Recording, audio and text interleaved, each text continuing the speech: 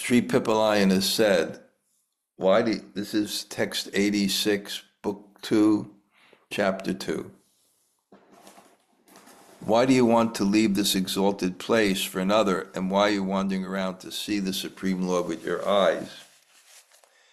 In Pippalāyana's opinion, the attempt to see the Supreme with one's eyes is useless because the Lord is imperceptible to the material senses.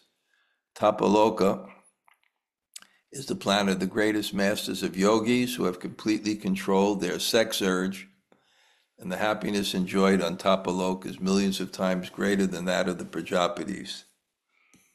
Om Jnana Timirandasya Gananjana Shalakaya Taksuran Militam Yena Tasmai Shri Gurave Namaha Shri Chaitanya Manobhishtam Snapitam Yena Bhutale Swayam Rupa Kadamayam Dadati Sapadantikam Pancha Kalpa Tarubhyascha Kripa Sindhu Bhayevacha Patitanam Pavanebhyo Vaishnavebhyo Namo Namah. Sri Krishna Chaitanya Prabhu Nityananda Sri Advaita Gadadhar Shivas Adi Gaur Bhakta Vrinda. Hare Krishna, Krishna Krishna, Hare Hare, Hare Rama, Rama Rama, Hare Hare. First, my deep gratitude to the faithful listeners. I really appreciate, especially those of you who can come on so regularly. Because this is the best, for me, the best Krishna Anushilanam, the best way to keep my mind absorbed. Srila Sridhar Maharaj Prabhupada's godbrother said that kirtan is the best Krishna Anushilanam. Talking Krishna-katha because you're engaging your mind, you're engaging your tongue, I engage my hands. It's just so absorbing. And that's what we want. We want to come to the level of prema where there's nothing else in the consciousness but God. So this is a good practice. So thank you. And I may have told you one time I was visiting Srila Narayana Maharaj in the morning. He had just finished his bhajan, but he was writing that day. And he said, oh, this is a good Krishna Anushilanam. You have to produce. So, let's see where we are. Gop Kumar was on Mahalok. He saw the 4 Kumaras. He saw everyone there worshiping him. And he was a very simple person, Gop Kumar. So he didn't have like a lot of intellectual knowledge.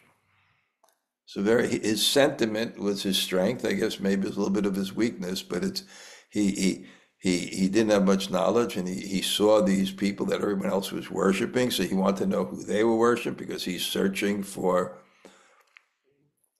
the Supreme Lord of the universe. And he has that simple faith. His guru gave this the mantra. This is the mantra for the Lord of the universe. He has that simple faith, so that carries him, but he doesn't have the intellectual bearing to go on the straight and narrow path. And if you're just on the intellectual path, you won't have the engine of the heart to move you forward either. So best Uttama Adhikari, he has both, the scriptural knowledge and the faith. So his mantra, we know these themes, his mantras carries them here. We should have intention with our mantra. We should have goal with our mantra. We should have goal with our sadhana. And he goes and he sees the 4 Kumaras. He only saw Sanatan. Now he sees them all. It's even more powerful. And then he sees that they're mat-kata prana bodhiyantas parasparam. They're exchanging with one another. And he's watching how much they're relishing. That's when we get joy, when we become absorbed. And I feel my service is to try to give Krishna-katha and engaging Krishna-katha so people could be absorbed. Seeing them, it was like seeing God for him, because he was so focused. Every time it was Apendra in the heavenly planets, it was Yogeshvara. He became completely, or when he saw God, he felt so deeply that connection, and that was his joy. And when he was bereft of that, he became morose. He's so surprised how much the four Kumaras, but they were Shaktavesh, they had God's potency. So he was so attracted to them. But then they all went off to meditate. And and they wouldn't speak to him, because then we had bhakti, yogena, manasi, samyak, pranayate, mala, without any distraction. So they began to meditate, and he wouldn't speak to them. They were all fixed in samadhi bliss.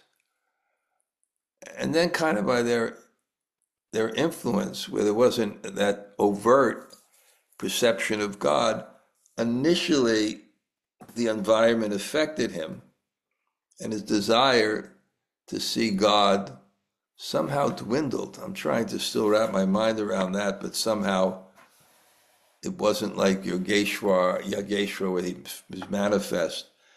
And then, but because it was a sattvic atmosphere, because he had that faith in the mantra, and you put the mantra with this sattvic atmosphere, which gives the clarity of concentration, and you feel that energy of the name, and he became even greater peace chanting, and increased his desire to see the Supreme Lord.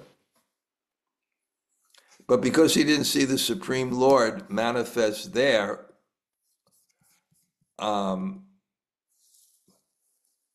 he wants to leave. He decided to see Jagannath, because Jagannath is Rajat, Sada Nilachale, Rajat, resplendent Lord Jagannath, always in Puri, and the Dikshaya, he was eager to see, and he's wanting to go. And Pippalāyana noticed this, tells him, well, why do you want to see, why do you want to leave this exalted place for another? And why are you wandering around to see God? You don't see God. It's Ata Śrī Krishna Namadi Nabhavan Grayam Indriya Sevam Mukhihi Jiva Dao. You don't see God with the blunt senses. Sevan Mukhihi Jiva Dao. You turn to God in a consciousness of seva. So he's saying God is the manifestation of God is in the mind. And he's going to present that. And when I mentioned before, when I was doing this with Dhanurdhara Swami, he said, no, later on it says the highest is actually when you actually see with senses that are purified, God, you can actually manifest. He's not going to make this argument here, and the purports seem to confirm it. So Dhanurdhara Swami was very convinced. And then he found the reference, he said, which will come up later. I'll see if I can get that for you. And why are you leaving this? This is the ultimate happiness. The ultimate happiness.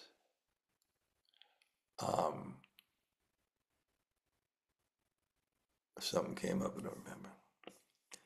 Samadhatsva manasviyam tato dṛgbhyāṁ tatsvata sabhatra bahir antascha sada sakshari ivastitam.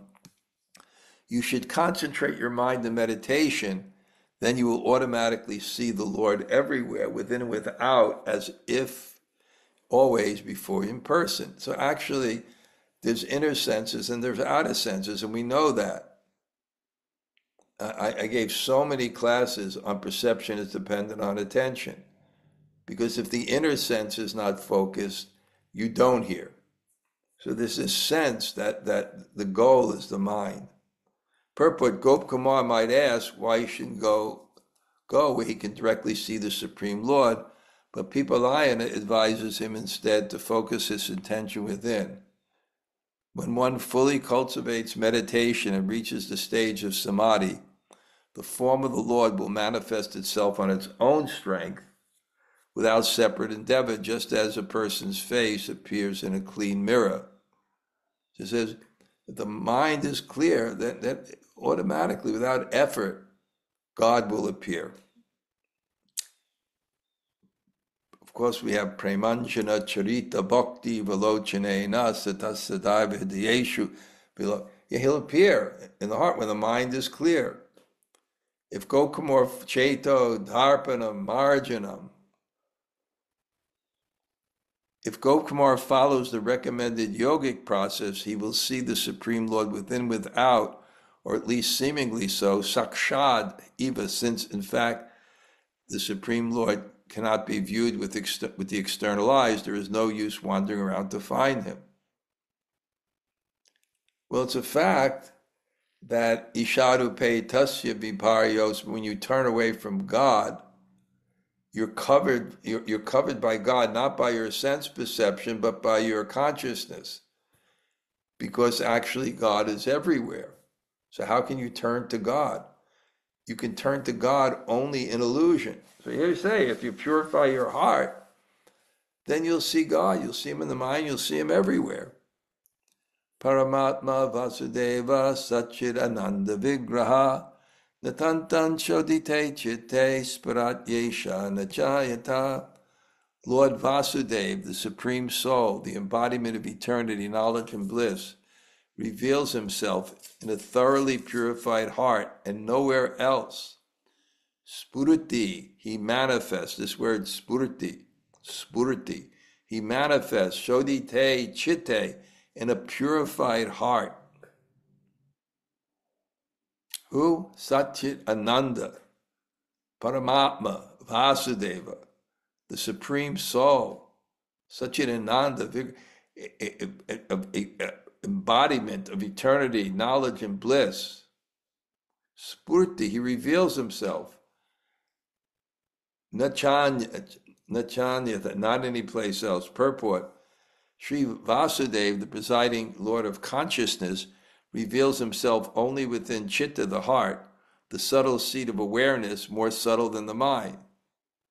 This is mentioned by Lord Shiva in the 4th canto of Bṛhad-bhāgavatāmṛta, Sattvam Vasudham Vasudeva Shabditam Yadiyate Tatra Pumanu Parbrata. The state of pure consciousness, Krishna consciousness, is in which the Supreme Personality of God is revealed with no covering, is called Vasudeva. In that pure state, I always offer obeisance to the Supreme Lord known as Vasudeva. Vasudeva, the son of Vasudeva, who is beyond the material senses. So, there's this idea. How do you go to God? How do you reach God? It's not pantastu koti satavatsara sampragamyo vayora tapi manaso. It's not by going by the speed of mind. It's not it's other dimensional, and you cross that by faith. So, and the other thing is Bhakti Siddhanta said, don't try to see God act in a way that God will want to see you. But here the question is a little more focused. When you see God, how are you seeing? Through the blunt material senses, or is somehow God appearing in the mind and that energizes everything? When one's consciousness is completely pure, meaning that it reflects nothing but the Supreme, then and only then does Lord Vasudeva reveal himself within the heart, because he is the personal essence of the Supreme Truth, self-manifesting and indivisible. The external senses cannot perceive him. Tadanim cha mano vrityan tarabhavet nashidyati chetasak halu yat sakshak chakshusha darsanam hare Then with nothing else going in the mind, direct vision of Lord Hari with one's eyes takes place in the heart. Purport. Here, Pippalāyana anticipates Gopkumar's doubt. Is the meditation Pippalāyana is describing as valid as the direct perception with one's eyes? Pippalāyana argues that when one seems to be seeing Lord Hari with one's eyes, the source of that perception is actually one's heart. Only after the mind puts aside all other objects of perception does the Lord reveal himself in the heart. When the senses are controlled, the super soul is at reach. Or you look at the heart as a seat for God. Well, if the seat's not clean, God will not come. Again, back to Cheto, Darpanam, Marjanam. The Cheta, the Chitta. Different ways you can look at Chitta, but Chitta is the whole manifestation of the mind. Mind, intelligence, false ego. Pradyumna says different people cut up the pie in different ways, somehow. The functions of them, they kind of cross. So, but the whole function of awareness, and of course there has to be consciousness for that mechanism to work. It is the mind that then performs the work of visualizing the Lord, though the perceiver does not consciously analyze, I am seeing personality of God, and not with my eyes, with my mind. According to Pippalāyana, one's realization of the Supreme Lord becomes vividly concrete, susiddhiti, by the power of mind, not the eyes, with which their limited scope can neither comprehend the limbs of the Lord all at once, nor fully recognize his enhancing beauty. So I can see it in the sense, again, that perception requires attention. So the vibration is not heard here in the ears. It's ultimately heard in the mind. Something like that. Manasu kentar bhavati sarvendriya sukham svata tadvrittishvapi vakchakshu shrutyadi triyavrittaya.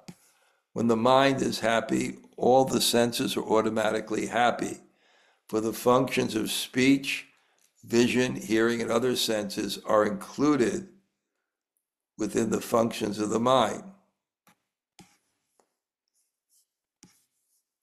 I usually don't read purports, but bear with me. They're pretty clear. Gopkumar might prefer the tangible pleasure of seeing with his eyes to the abstract enjoyment of the mind. But here Pippalāyana tells him that the happiness of the mind extends not only to the ears, but to all one's senses. Indeed, when the mind is distressed, the senses will surely not perceive happiness, because the senses will not even be invoked to contact their objects.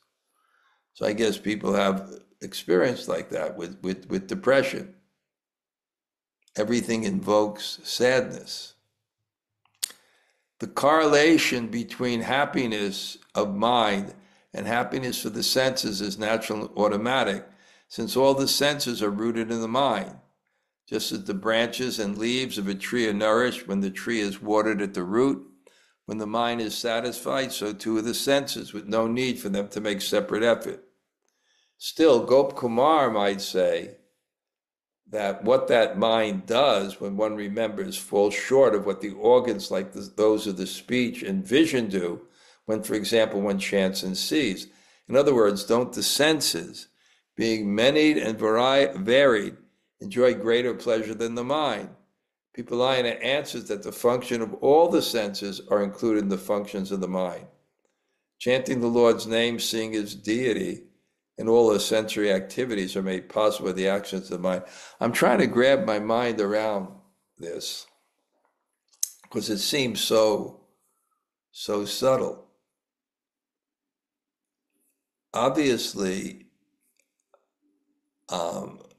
acceptance and rejections of activities are within the mind. The impressions of the senses are within the mind. But does that really mean that you're not seeing something externally? We know the senses have to be purified to see God. We know how important in our perception is, and this is my own template, our sense perception, understanding, attitude,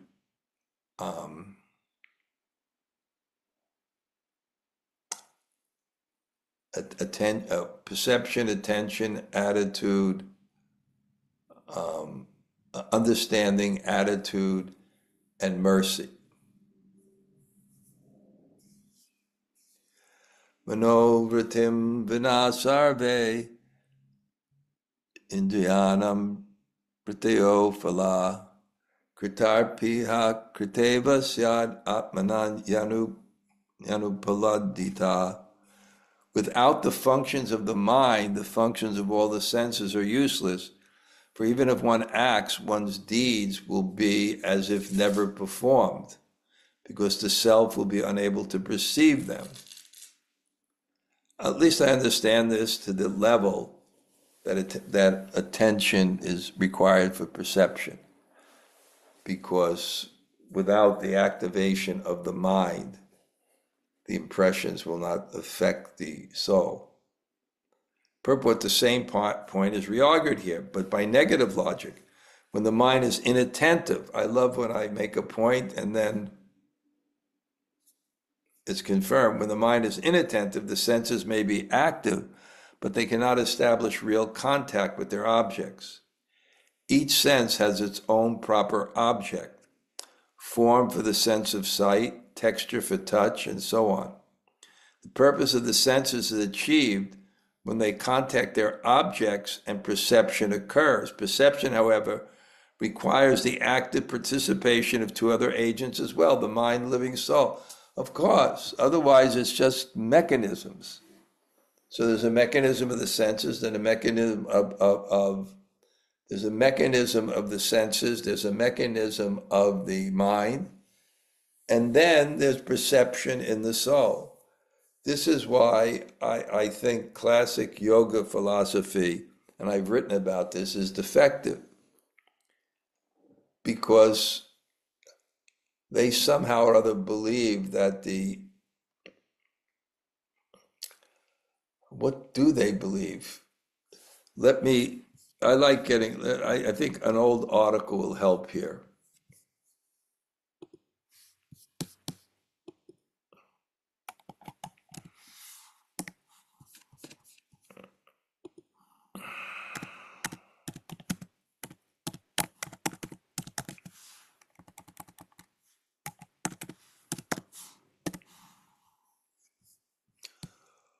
What I don't understand about yoga philosophy.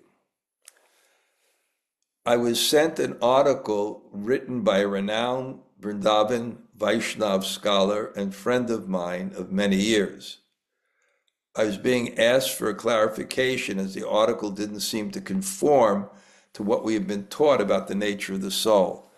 I greatly respect the scholarship of the person who wrote the article, but I could not understand in relationship to Bhakti Yoga the view he seemed to advocate on Vedantic or yogic grounds. The soul has no thoughts or will of its own. I concluded his view must certainly be more nuanced than what was expressed in a simple question and answer. Or I simply misunderstood what he was saying. I responded to the person who sent their inquiry by sending her an article that I wrote many years ago, contesting what seems to have been expressed in the article about the Atma. I've included my article below, but first an excerpt from the article in contention. Question: where does vivek, or the faculty to choose between right and wrong, come? Does it come from the buddhi or atma? Answer: it comes from the buddhi. Question: does the soul have intrinsic mind, intelligence, and ego? Answer: no, it doesn't. Question: does the soul act only as a source of consciousness, like a battery for a car, while always needing the external mind, the intelligence and ego? Is this true even in the spiritual world? Answer, yes. This is a top Vaishnava scholar. Now, I wrote, What I Don't Understand About Yoga Philosophy. About 15 years ago, I got my first copy of the Yoga Sutras when I was staying at Professor Edmund Bryan's house in Princeton. He has been a friend since the time we stayed in the same ashram in Vrindavan in the early 80s. At the time of this visit, he hadn't yet published his lauded translation and commentary of the Yoga Sutras. When I chanced upon a rough copy of his unpublished manuscript in the living room and started to thumb through it, Professor Bryan gifted me a copy. Reading it, I was enthralled. The Yoga Sutras is a compilation of short aphorisms summing up the school of yoga, the school of mental discipline or psychology, one of the 6 schools of philosophy gleaned from the ancient Vedas. I learned and applied to my meditation many things from the sutras about the philosophy and practice of mental discipline that were consistent with the teachings on my own path, the path of Bhakti Yoga, which also falls into one of the 6 schools of Vedanta philosophy, Vedanta. There was one point, however, that I just couldn't make sense of. The Yoga Sutras clearly professes, at least the way I read it, that thoughts rest solely in the material mind, and that though possessing consciousness, the pure soul is thus devoid of thoughts. Here's what I don't understand. If all thoughts are in the mind, then what is the use of Shastra, whose purpose is to give us good ideas that inspire proper thoughts and impel us to liberation? Some of those thoughts are determination, thoughtfulness, inspiration, good likings, and avoidance of bad habits. Now, here's the point. It's a bit subtle, so please listen. If all these positive changes happen in the mind, and the soul, being devoid of thought, is just a third party to them, then our liberation and bondage is just a matter between God, who's moving the world, and our unconscious mind. In other words, if the soul lacks agency, the ability to institute change upon something, and it's hard to make sense of our notion of personal agency without thought, since how can we institute any change upon something unless we have a goal to achieve, an understanding of how to achieve it, and the will to execute it? Then our liberation and bondage has nothing to do with us. We remain just a hapless third-party witness who can never appropriately say, yes, I like this, or no, I don't, which are the choices or thoughts that are the precursor to liberation. What then is the use of Shastra if the change in our mind is another whim and not ours, even when the decision to read Shastra has nothing to do with us? And how can thoughts be only in the mind? The mind is inert. Inert matter doesn't think. If one says, however, that the mind is like the reel of a movie and the soul illuminates and experiences it, then how can you say that thoughts are not also in the soul? How can there be experience without thought? And what about karma? If we are truly thoughtless, why should we suffer the reactions of our good and bad deeds? All action is preceded by thought, so how can we be truly responsible for our action if we have no thoughts? Also, suffering is also a thought. Don't tell me it is all in my mind and I am not suffering. Of course, the cause of suffering is in the mind, and I can ultimately transcend that. But how can one say that I'm not feeling it now, that feeling is someplace else, a place in the inert mind? Dead things don't feel. In other words, I may or may not be an illusion about the cause of suffering, but it still hurts when I falsely identify with it. For example, I may dream of being eaten by a tiger and feel relieved when I'm awakened, but still, was it not I, the person awakened, who had the nightmare and was gripped with fear or thought due to illusion? There is an argument against thought being in the soul, that the soul is eternal and things eternal must be changeless. Why? God has energies that create so many things, but by his inconceivable potency, he is still changeless and eternal. And similarly, the soul can also have potency, being changeless, being part of God. This seems to be the case. That Patanjali is wrong, but there must be something more to this. In this debate, I am with Descartes. I think, therefore I am. So that was inspired where it says if the mind is not focused on a sense, receiving input from that,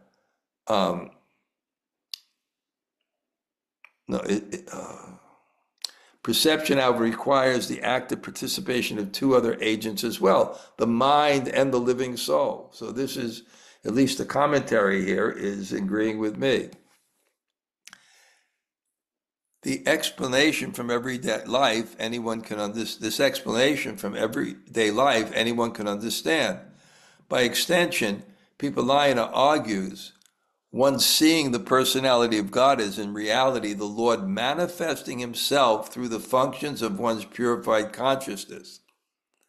It's not direct perception through the eyes, because the Supreme Lord stands outside the scope of the activity of the senses, but so does the mind.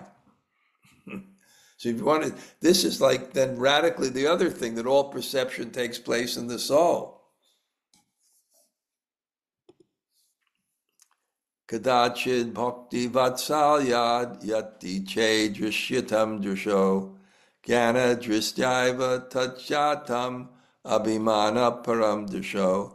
If the Lord, out of compassion for his devotees, sometimes reveals himself to their eyes, that vision actually occurs by the power of the mind.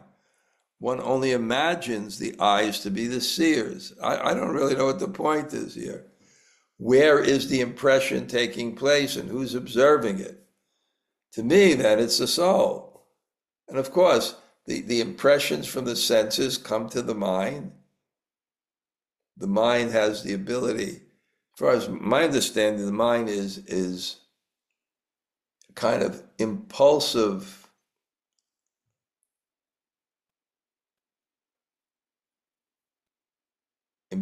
reaction, and the intelligence is thoughtful, discriminatory reaction. Of course, the mind can be purified. That's Raganuga Bhakti, where spontaneously reality and the good thoughts come up. Purport, but didn't devotees like Dhruva and Prahlad see the Supreme Lord directly with their eyes? Aren't those devotees famous for having seen the Lord in person? Yes, the Lord made himself visible to those great devotees out of fatherly affection to fulfill the purpose of their eyes. But in fact, Pippalāyana says the devotees beheld these revelations through pure consciousness, not through the physical eyes. Okay.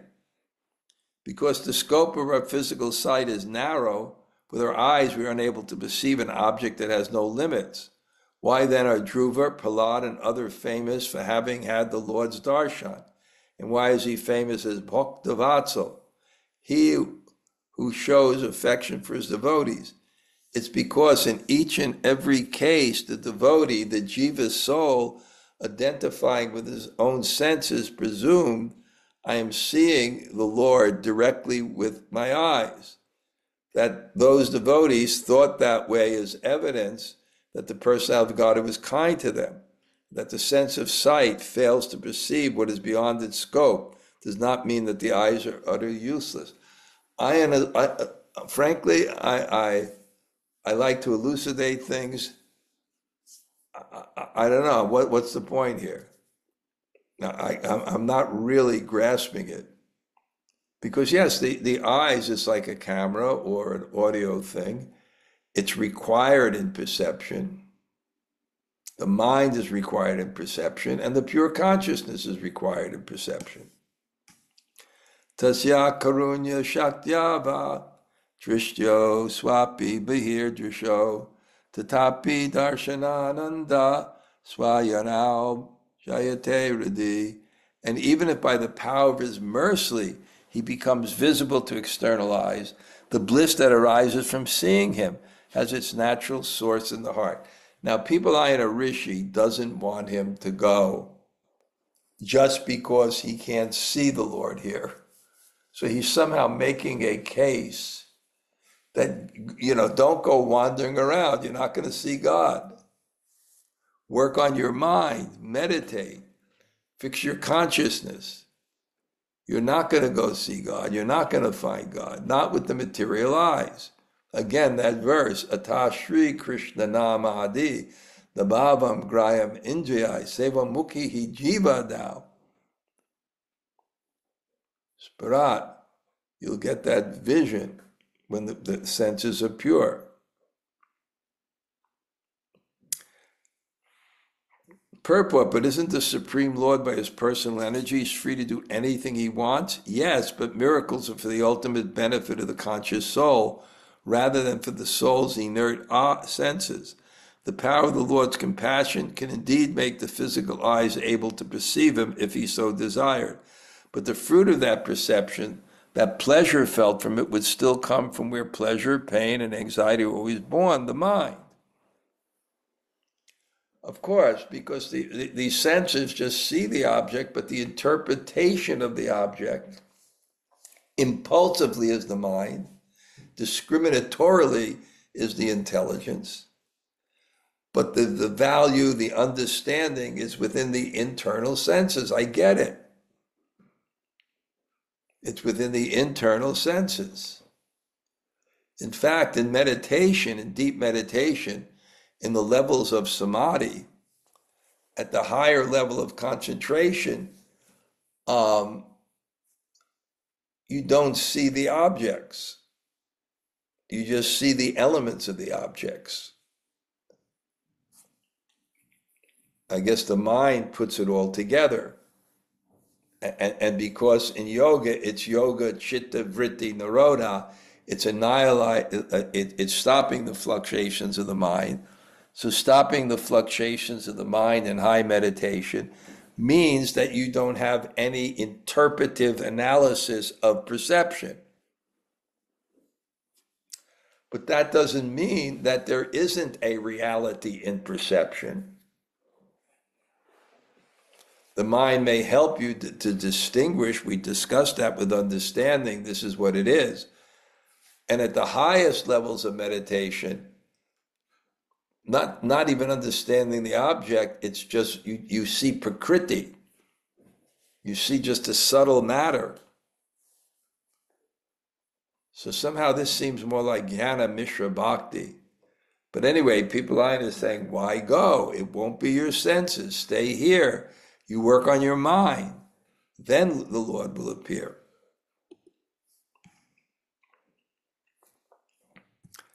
Antaram cha tathaiva vilasam paryavasyati mana eva mahapatram tatsukam grahanochitam. That bliss later continues in the heart even after the Lord is no longer visible to the eyes. Thus the worthy receiver of that bliss is in the mind alone. So even the Lord is not visible still. It's purport. After an audience with the Lord, when he's no longer visible to the eyes, the pleasure of having seen him lingers in the heart. Quote, oh, with my own eyes, I saw the personality of Godhead. I saw him right before me. That the ecstasy of seeing the Lord continues in the heart after the eyes can no longer perceive him indicates that ecstasy resided only in the heart all along. Why then presume the eyes to be the seers? So again, the mind is interpreting the intelligence, the internal organs, antakarana. They're interpreting things, and therefore the recognition of the object, the experience of the object, the pleasure from the object takes pleasure in the mind. And once it's there in the mind, then even if the object goes, then I guess those feelings still stay. On the other hand, sight is one of the knowledge-acquiring senses. So why should it be unable to generate and sustain pleasure? The answer, according to self-realized authorities, is that the most suitable agent to receive the pleasure of seeing the Supreme Lord is in the mind. The mind is analogous to the most reliable minister of a king, a minister alone, and the king's entourage can be trusted with the care of the most precious object.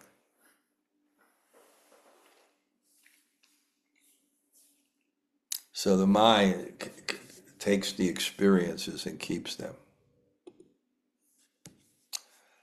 As much as the mind becomes peaceful, to that extent that pleasure grows. No external sense can feel such expanding pleasure. True. Because without the internal senses, there's no identification and experience from the object, or there's no true experience from the object.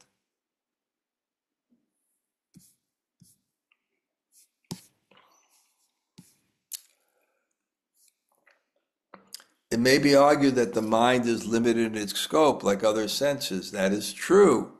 But when the mind becomes clear of contamination, the Lord, being satisfied, is prepared to bestow his full mercy. The soul's pure consciousness reflected in the mind is then able to sustain the image of the Supreme Lord. The external senses are unable to do this. Okay, one more verse for today, because this is heavy, heavy, heavy stuff.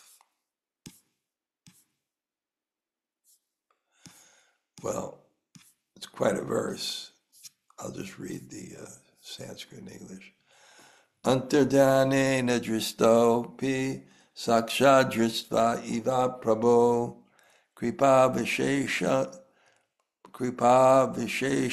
tanute pramanam tattva.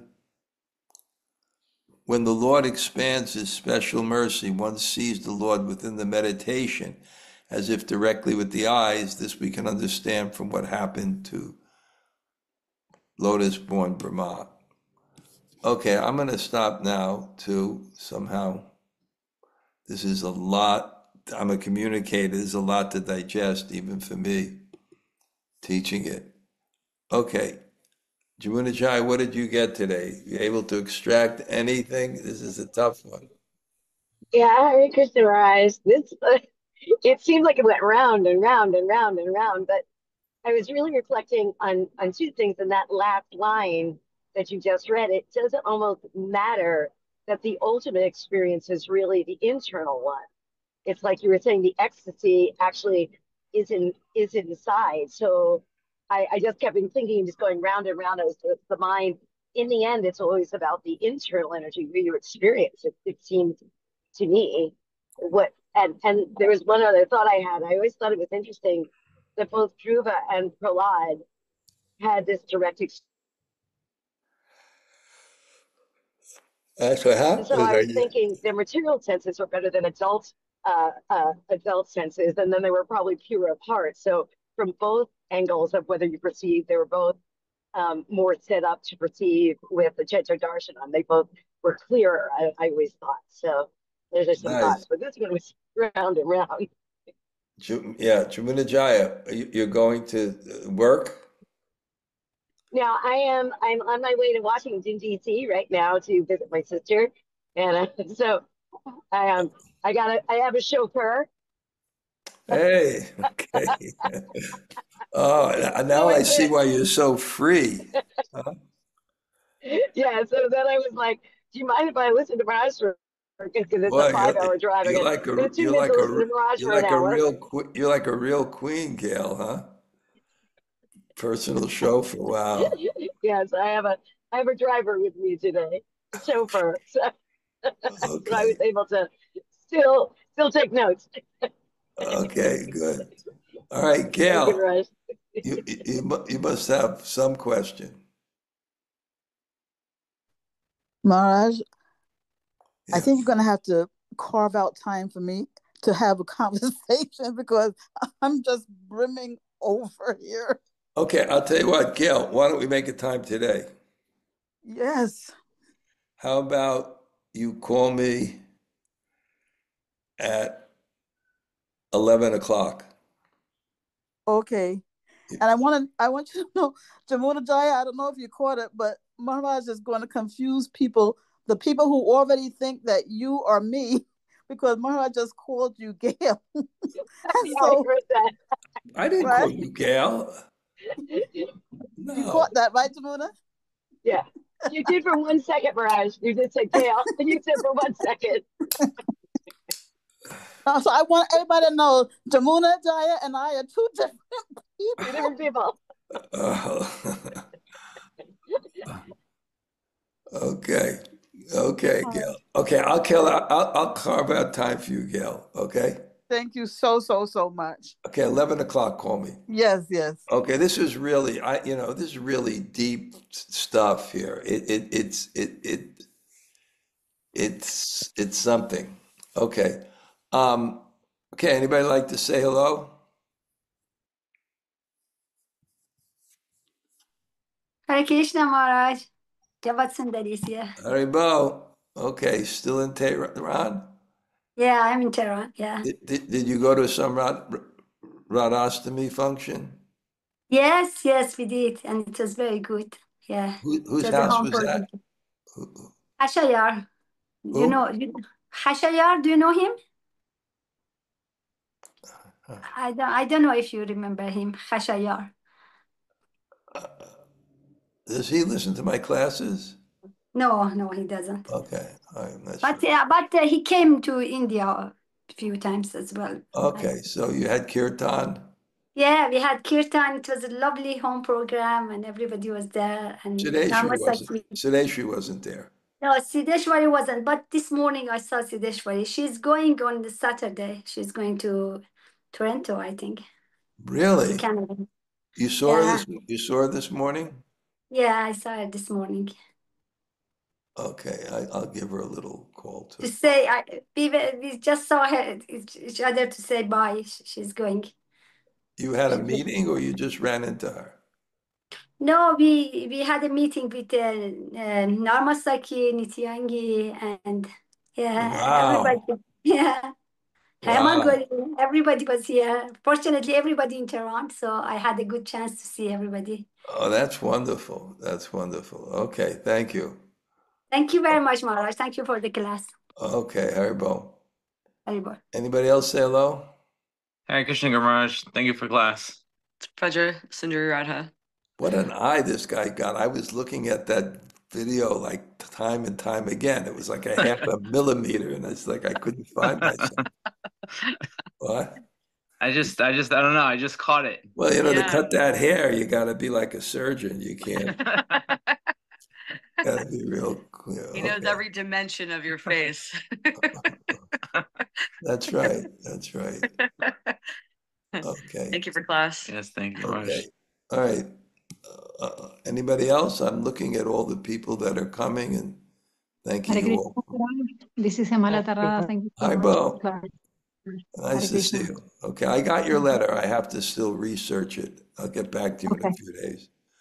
Okay, thank you. Hi, Bo. Maharaj. Narmasaki? Hare Krishna. Narmasaki is here. Okay. Thank you for the class. You saw Siddheshwari and Nityangi and Yeah.